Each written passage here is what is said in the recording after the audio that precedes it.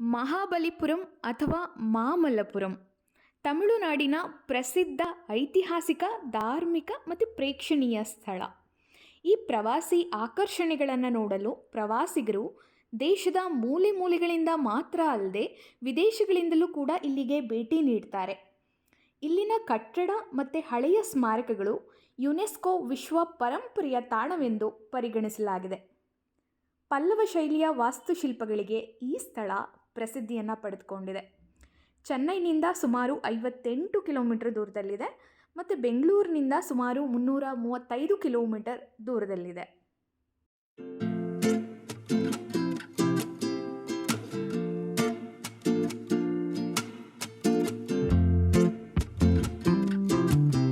ಮಹಾಬಲಿಪುರಂನಲ್ಲಿ ನೋಡಲೇಬೇಕಾಗಿರುವಂತಹ 4 ಪ್ರಮುಖ ಸ್ಥಳಗಳಿದೆ. ಅದರಲ್ಲಿ ಇಲ್ಲಿನ ಶೋರ್ ಟೆಂಪಲ್ ಹಾಗೂ ಮಹಾಬಲಿಪುರಂ ಬೀಚ್. ಇದರ ವಿಡಿಯೋ ಆಗಲೇ ನನ್ನ ಯೂಟ್ಯೂಬ್ ಚಾನೆಲ್ನಲ್ಲಿದೆ. ಇನ್ ಕೇಸ್ ನೀವು ನೋಡಿಲ್ಲ ಅಂದರೆ ಖಂಡಿತ ಹೋಗಿ ಅದನ್ನು ನೋಡಿ. ಮತ್ತು ಇಲ್ಲಿ ನೋಡಲೇಬೇಕಾಗಿರುವಂತಹ ಇನ್ನೊಂದು ಪ್ರಮುಖ ಸ್ಥಳ ಅಂದರೆ ಪ್ರಕೃತಿ ಮತ್ತು ವಿಜ್ಞಾನಕ್ಕೇ ಸವಾಲಾಗಿರುವಂತಹ ಇಲ್ಲಿನ ಕೃಷ್ಣನ ಬೆಣ್ಣೆ ಚೆಂಡು. ಇದನ್ನು ಕೃಷ್ಣ ಬಟರ್ ಬಾಲ್ ಅಂತ ಕೂಡ ಕರೀತಾರೆ. ಈ ಬಂಡೆ ಸುಮಾರು 20 ಅಡಿ ಎತ್ತರ ಮತ್ತು 5 ಅಡಿ ಅಗಲ ಇದೆ. 250 ಟನ್ ಭಾರ ಇರುವಂತಹ ಈ ಬಂಡೆ ಎಷ್ಟೋ ವರ್ಷಗಳಿಂದ ಅಲ್ಲಾಡದೆ ಅಲ್ಲೇ ನೆಲೆಸಿರೋದೇ ಒಂದು ರಹಸ್ಯ. ಈ ಕೃಷ್ಣನ ಬಂಡೆಯನ್ನು ಅಲ್ಲಿಂದ ತೆಗೆಸೋದಕ್ಕೆ ಸಾಕಷ್ಟು ಪ್ರಯತ್ನ ಪಟ್ಟರು. ಯಾರಿಂದಲೂ ಕೂಡ 1 ಇಂಚು ಕದಲಿಸಲಾಗಲಿಲ್ವಂತೆ. ಸುಮಾರು 1908ರಲ್ಲಿ ಆಗಿನ ಬ್ರಿಟಿಷ್ ದೊರೆ ಈ ಬಂಡೆಯನ್ನು ಅಲ್ಲಿಂದ ತೆಗೆಸಬೇಕು ಅನ್ನುವಂತಹ ಇಂಟೆನ್ಷನಿಂದ 7 ಆನೆಗಳನ್ನು ಸರಪಳಿ ಬಿಟ್ಟು ತೆಗೆಸೋದಕ್ಕೆ ನಾನಾ ರೀತಿಯಲ್ಲಿ ಪ್ರಯತ್ನವನ್ನು ಮಾಡಿದ್ರಂತೆ. ಆದರೆ ಆ ಬಂಡೆಯನ್ನು 1 ಇಂಚು ಕೂಡ ಕದಲಿಸೋಕೆ ಆಗಲಿಲ್ಲ. ಆಗ ಅವರು ತುಂಬ ನಿರಾಶೆಯಿಂದ ಅಲ್ಲಿಂದ ಹೊರಟೋದ್ರಂತೆ. ಹೀಗೆ ಬೆಟ್ಟದ ಇಳಿಜಾರಿನ ಮೇಲೆ ಗುರುತ್ವಾಕರ್ಷಣೆಗೆ ವಿರುದ್ಧವಾಗಿ ಇದು ನಿಂತ್ಕೊಂಡಿದೆ. ಸುಮಾರು 1200 ವರ್ಷಗಳ ಹಳೆಯದು ಅಂತ ನಂಬಲಾಗಿರುವಂತಹ ಈ ಬಂಡೆ ಇಲ್ಲಿ ಬಂದಂತಹ ಯಾವುದೇ ಸುನಾಮಿ, ಭೂಕಂಪ, ನೈಸರ್ಗಿಕ ವಿಕೋಪಗಳಿಂದ ಅದು ಇಲ್ಲಿ ಚಲಿಸದೆ ಉಳ್ಕೊಂಡಿರುವಂಥದ್ದೇ ಎಲ್ಲರನ್ನ ಆಶ್ಚರ್ಯಚಕಿತಗೊಳಿಸತ್ತೆ. ಮಹಾಬಲಿಪುರಂನಲ್ಲಿರುವಂತಹ ಇನ್ನೊಂದು ಬ್ಯೂಟಿಫುಲ್ ಕೆತ್ತನೆಗಳಲ್ಲಿ ಇದು ಕೂಡ ಒಂದು. ಇದು ಸುಮಾರು 30 ಮೀಟರ್ ಉದ್ದ, 15 ಮೀಟರ್ ಎತ್ತರ ಇರುವಂತಹ ಶಿಲ್ಪ. ಇದು ಹಿಂದೂ ಮಹಾಕಾವ್ಯ ಮಹಾಭಾರತದ ಒಂದು ದೃಶ್ಯವನ್ನು ಇಲ್ಲಿ ಕೆತ್ತನೆ ಮಾಡಲಾಗಿದೆ. ಇಲ್ಲಿ ಅರ್ಜುನ ಶಿವನಲ್ಲಿರುವ ಆಯುಧವನ್ನು ತನ್ನದಾಗಿಸ್ಕೊಳ್ಬೇಕು ಅನ್ನುವಂತಹ ಉದ್ದೇಶದಿಂದ ತಪಸ್ಸು ಮಾಡ್ತಿರುವಂತಹ ಒಂದು ಸುಂದರವಾದ ಕಥೆಯನ್ನು ಇಲ್ಲಿ ಚಿತ್ರಿಸಿದ್ದಾರೆ. ಸೊ ತುಂಬಾ ಬ್ಯೂಟಿಫುಲ್ ಆಗಿದೆ.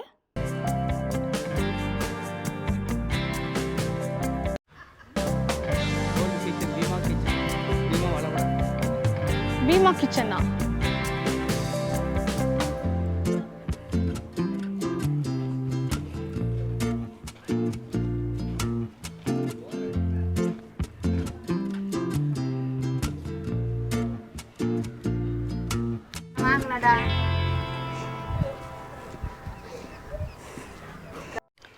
ಇಲ್ಲಿ ಎಲ್ಲ ಒಂಥರ ವಿಸ್ಮಯ ಅಂತಲೇ ಹೇಳಬಹುದು. ಯಾಕಂದರೆ ನೋಡಿ, ಇಲ್ಲಿ ತೂತುಗಳು ಏನು ಕಾಣಿಸ್ತಾ ಇದೆ ನಿಮಗೆ, ಈ ತೂತುಗಳೆಲ್ಲ ಅವಾಗೆಲ್ಲ ಏನು ಟೆಕ್ನಾಲಜೀಸ್ ಅಂದರೆ ಮಿಷಿನ್ಸ್ ಎಲ್ಲ ಇರಲಿಲ್ಲ ಅಂತೆ. ಏನು ಮಾಡ್ತಾಯಿದ್ರು, ಹ್ಯಾಮರ್ ತೊಗೊಂಡು ಕುಟ್ತಾ ಇದ್ರಂತೆ. ಕುಟ್ಟಿ ಬೆಳಗ್ಗೆ ಬಂದು ಬಿಸಿ ನೀರೆಲ್ಲ ಹಾಕ್ತಾ ಇದ್ರಂತೆ. ಸೊ ಆವಾಗ ಈ ಸ್ಟೋನ್ ಬ್ರೇಕ್ ಆಗ್ತಾ ಇತ್ತು ಅಂತ.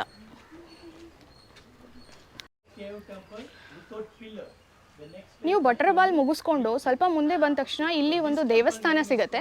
ಈ ಥರ ಎಷ್ಟು ಬ್ಯೂಟಿಫುಲ್ ಮಾನ್ಯುಮೆಂಟ್ಸ್ ಇದೆ ನೋಡಿ. ಇದು first one actually Mahishasura Mardini ಇದೆ.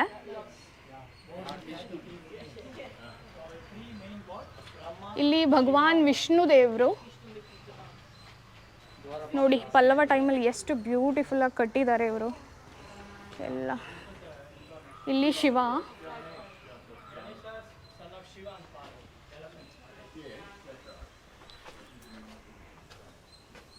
ಇಲ್ಲಿ ಬ್ರಹ್ಮದೇವರದು ಇದೆ.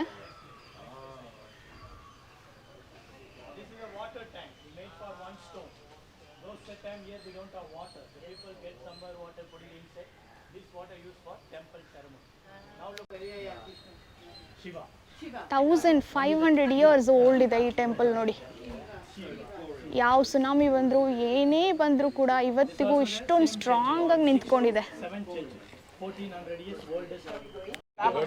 ಈ ದೇವಸ್ಥಾನದ ಪಕ್ಕದಲ್ಲಿ ನೋಡಿ, ಇದೇನು ಗೊತ್ತಾ, ಬಟರ್ ಮಿಲ್ಕ್ ಟ್ಯಾಂಕು.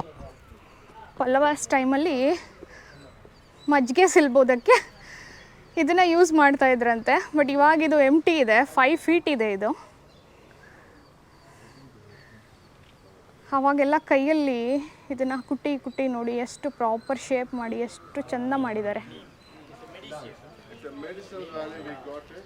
ಇದನ್ನು ನೋಡೋದಕ್ಕೆ ನೋಡಿ ಎಷ್ಟು ಫಾರಿನರ್ಸ್ ಬರ್ತಾರೆ. ಬಟ್ ನಾವಿಲ್ಲೇ ಇದ್ದು ಇದನ್ನೆಲ್ಲ ಎಷ್ಟೊಂದು ಸಲ ನೋಡೇ ಇರೋದಿಲ್ಲ. ಖಂಡಿತ ವಿಸಿಟ್ ಮಾಡಿ ಪ್ಲೇಸ್ಗೆ. ಬ್ಯೂಟಿಫುಲ್ ಮಾನ್ಯುಮೆಂಟ್ಸ್ನ ಈ ರಚನೆಗೆ ನೀವು ಕೂಡ ಸಾಕ್ಷಿಯಾಗಿ. ಎಷ್ಟಿದೆ ಗೊತ್ತಾ ಟೆಂಪ್ರೇಚರು? 39 ಡಿಗ್ರಿ ಸೆಲ್ಸಿಯಸ್ ಇದೆ. But still we are exploring.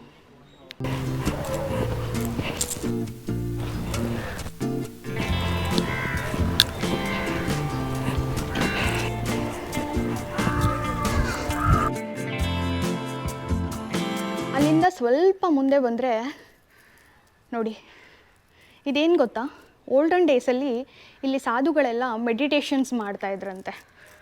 So I will show you.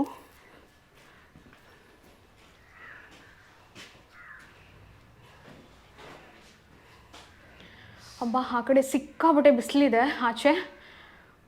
But ಒಳಗಡೆ ನೋಡಿ ತುಂಬ ಕೂಲಾಗಿದೆ ಅನಿಸ್ತಾ ಇದೆ.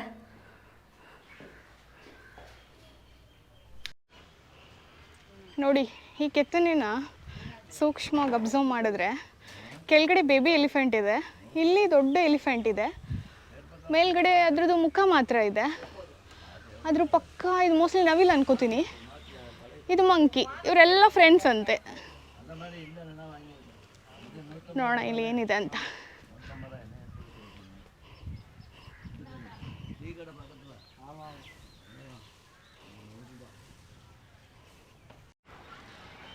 ಆವಾಗ ತುಂಬ ಹಳೆ ಆ ಕಾಲದಲ್ಲಿ ನೋಡಿ ಇಲ್ಲಿ ರಿಲ್ಯಾಕ್ಸ್ ಮಾಡ್ತಿದ್ರಂತೆ. ಇದು ಹುಣಸೆ ಮರ ಇದೆ, ಇಲ್ಲಿ ಕೂತ್ಕೊಂಡು ರಿಲ್ಯಾಕ್ಸ್ ಮಾಡ್ತಿದ್ರಂತೆ ಈ ಸ್ಟೋನ್ ಮೇಲೆ.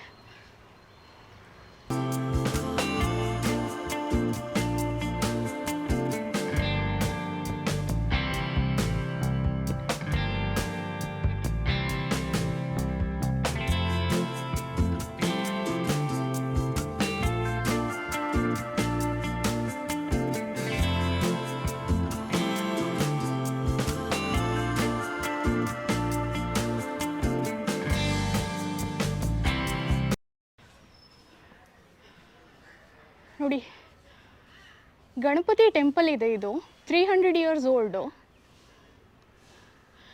ಪವರ್ಫುಲ್ ಗಾಡ್ ಅಂತ ಕೂಡ ಹೇಳ್ತಾರೆ.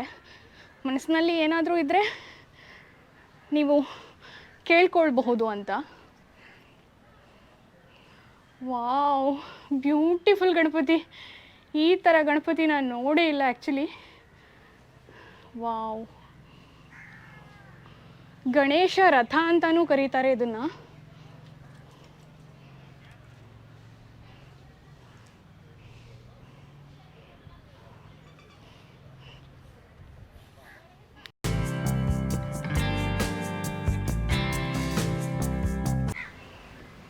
ನೋಡಿ, ದೇವಸ್ಥಾನದ ಗಣಪತಿ ರಥ ಮುಂದೆ ಈ ಥರ ಬ್ಯೂಟಿಫುಲ್ ಸ್ಟೋನ್ಸ್ ಇದೆ.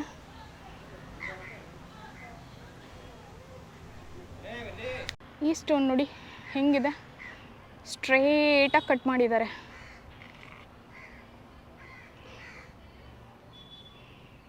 ಮತ್ತು ಇಲ್ಲಿಗೆ ಬೆಸ್ಟ್ ಅಂದರೆ ವಿಸಿಟ್ ಮಾಡೋಕ್ಕೆ ನೀವು ನವೆಂಬರಿಂದ ಫೆಬ್ರವರಿ ತನಕ ವಿಸಿಟ್ ಮಾಡಿ. ಯಾಕಂದರೆ ಕ್ಲೈಮೇಟ್ ಸ್ವಲ್ಪ ಬೆಟರ್ ಇರುತ್ತೆ. ಇದು ನೋಡಿ, ವರಹ ಕೇವ್ ಅಂತ ಹೇಳಿ.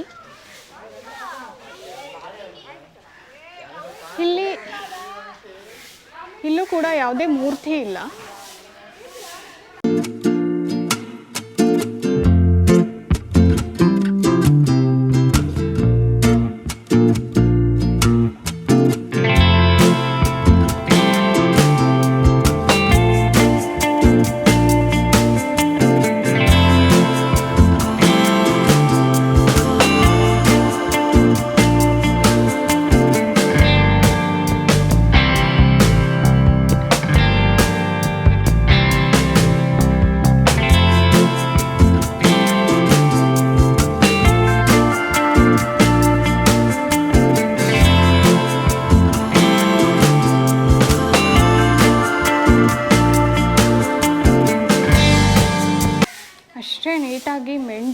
ಬರ್ತಿದ್ದಾರೆ ಕೂಡ ಇಲ್ಲಿ.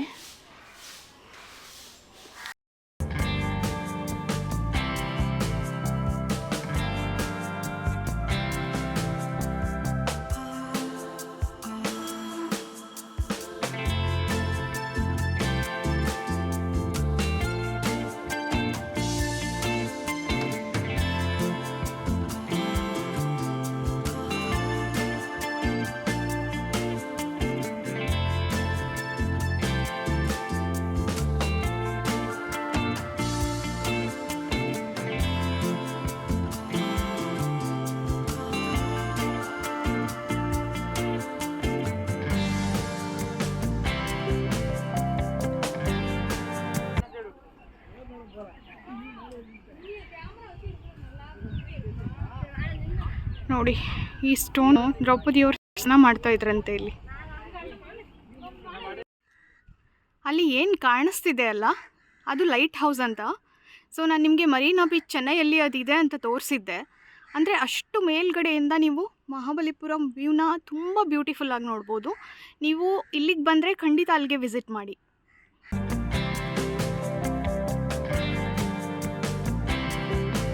ಮಹಾಬಲಿಪುರಂನಲ್ಲಿ ನೋಡಲೇಬೇಕಾಗಿರುವಂತಹ ಮತ್ತೊಂದು ಪ್ರಮುಖ ಸ್ಥಳ ಅಂದರೆ ಇಲ್ಲಿನ ಪಂಚರಥಗಳು.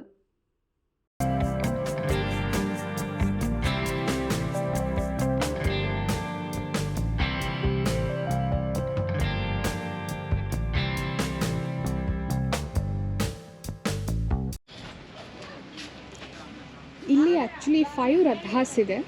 ಸೊ ಇದು ದ್ರೌಪದಿ ರಥ ಅಂತ. ಸೊ ಇಲ್ಲಿ ಎಲ್ಲದಕ್ಕೆ ಕಂಪೇರ್ ಮಾಡಿದ್ರೆ ರಥಗಳಿಗೆ ಇದು ಸ್ವಲ್ಪ ಚಿಕ್ಕದಿದೆ.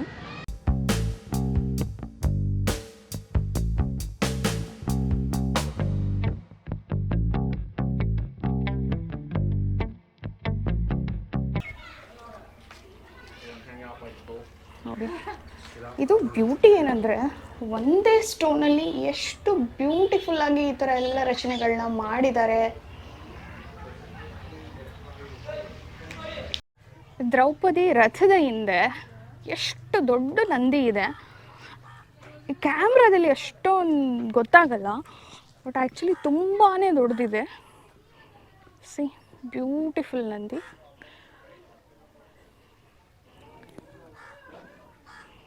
ಪಲ್ಲವರ ವಾಸ್ತುಶಿಲ್ಪದಲ್ಲಿ ತುಂಬ ಇಂಟ್ರೆಸ್ಟಿಂಗ್ ಅನಿಸೋದು, ಸಿಂಗಲ್ ಸ್ಟೋನಲ್ಲಿ ಅವರು ರಾಕ್ ಕಟ್ ಮಾಡಿ ಇದನ್ನೆಲ್ಲ ಮಾಡಿರೋದು. ಸೊ ಹಾಗಾಗಿ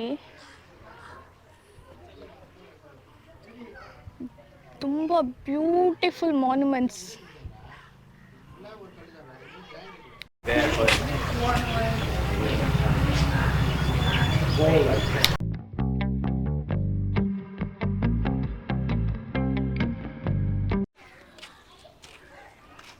ಇದು ಅರ್ಜುನ ರಥ.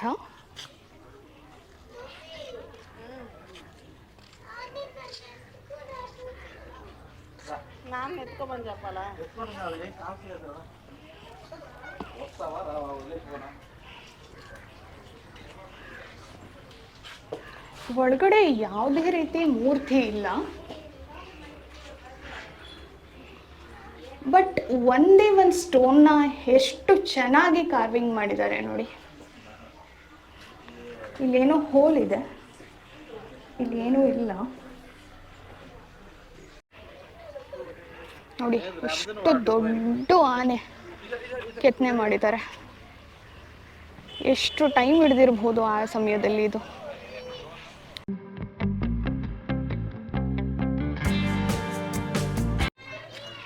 ನೋಡಿ ಇದು ಭೀಮ ರಥ ಇದೆ. ಬೇರೆದು ಎಲ್ಲ ರಥಗಳಿಗೆ ಕಂಪೇರ್ ಮಾಡಿದ್ರೆ ಇದು ಸಾಕಷ್ಟು ದೊಡ್ಡದಿದೆ.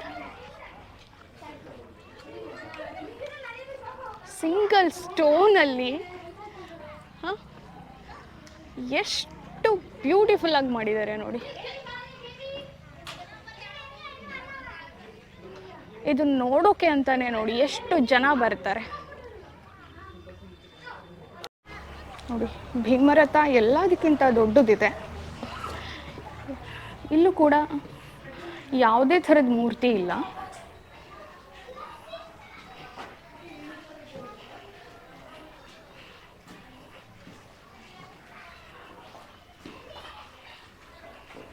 ಕಂಬಗಳ ಥರ ಮಾಡಿದ್ದಾರೆ.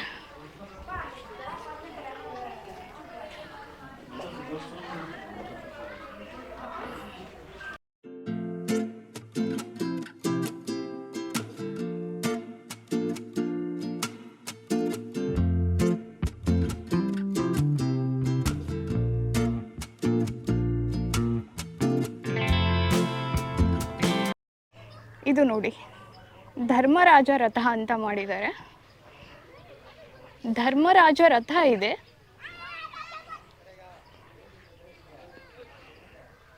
ಮೈ ಗಾಡ್.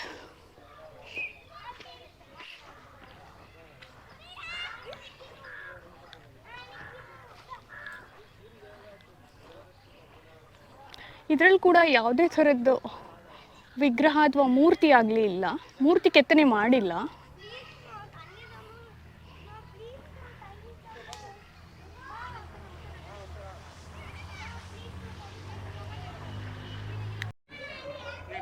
ನಕುಲ ಸಹದೇವ ರಥ.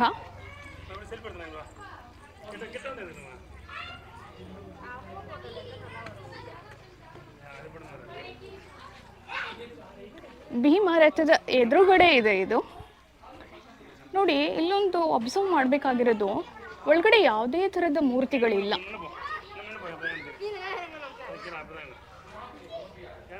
ನೋಡಿ,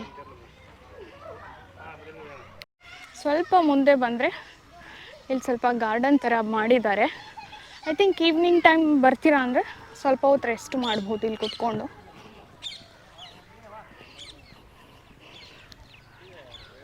ಈ ಮರ ನೋಡಿ ಎಷ್ಟು ಚಿಕ್ಕದು, ಎಷ್ಟು ಚೆನ್ನಾಗಿದೆ.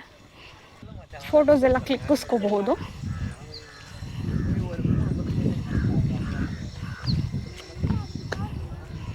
ಈ ಥರ ಒಂದು ರೌಂಡ್ ಬ್ಯಾಕಿಂದ ಹೊರಡ್ಬೋದು ಮತ್ತೆ ಎಕ್ಸಿಟ್.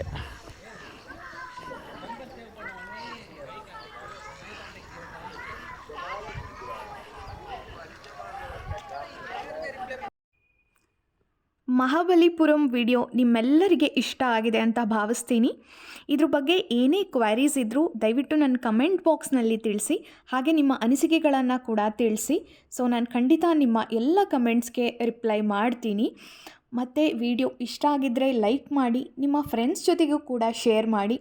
ಹಾಗೂ ಯಾರಾದರೂ ಇನ್ನೂ ಸಬ್ಸ್ಕ್ರೈಬ್ ಮಾಡಿಕೊಳ್ಳದೆ ಚಾನೆಲನ್ನು ನೋಡ್ತಾ ಇದ್ದರೆ ದಯವಿಟ್ಟು ಸಬ್ಸ್ಕ್ರೈಬ್ ಮಾಡಿಕೊಂಡು ಚಾನೆಲನ್ನು ನೋಡ್ತಾ ಇರಿ. ಸೊ ಮತ್ತೆ ಮುಂದಿನ ವಿಡಿಯೋದಲ್ಲಿ ಸಿಗ್ತೀನಿ. ಅಲ್ಲಿ ತನಕ ನನ್ನ ಹಳೆ ವಿಡಿಯೋಸ್ಗಳನ್ನ ನೋಡ್ತಾ ಇರಿ. Take care.